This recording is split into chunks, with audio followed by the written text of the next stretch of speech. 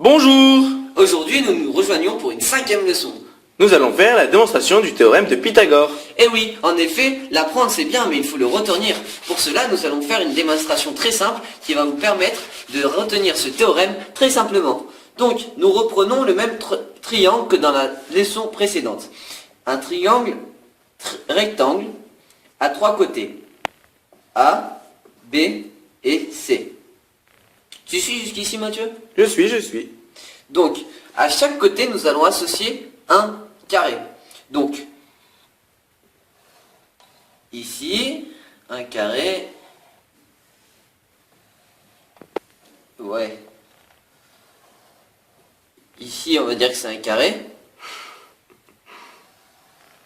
Ici, un carré. Voilà. Donc là, nous avons un carré de côté A, un carré de côté C et un carré de côté B. N'oublions pas de dessiner les angles droits. Oui, ici, il y a un angle droit. Mais il faut savoir qu'en fait, le carré de côté A est égal à la longueur de A au carré.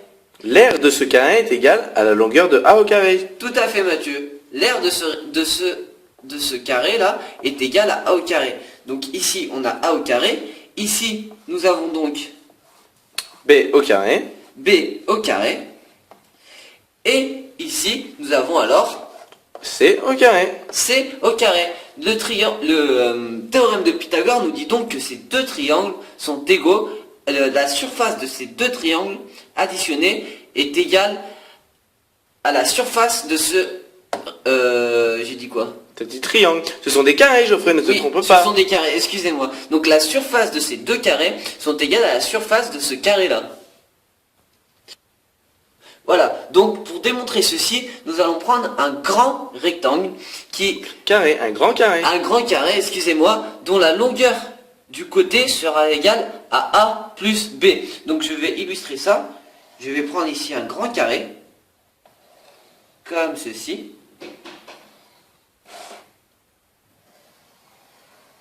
Voilà. Et ici, la longueur sera égale à A plus B. C'est-à-dire, on aura deux triangles. Donc, ici, j'aurai mon triangle comme ceci, de longueur là, A ici, de longueur B ici. Ici, j'aurai un deuxième triangle.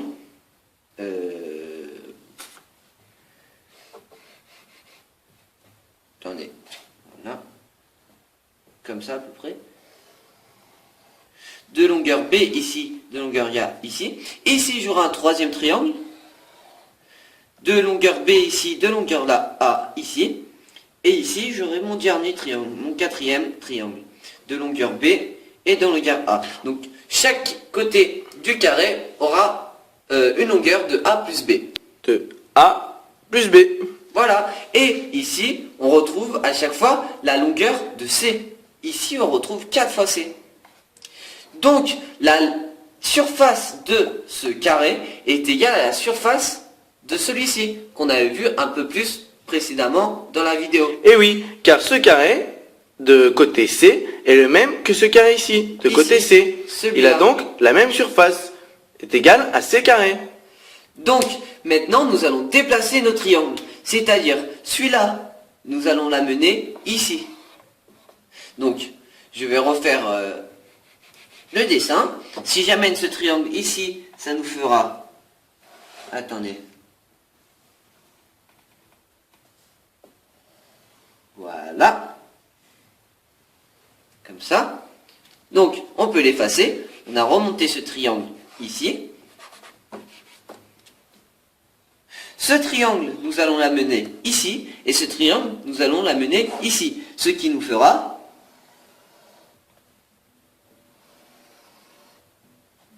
Et celui-là, nous allons donc le descendre.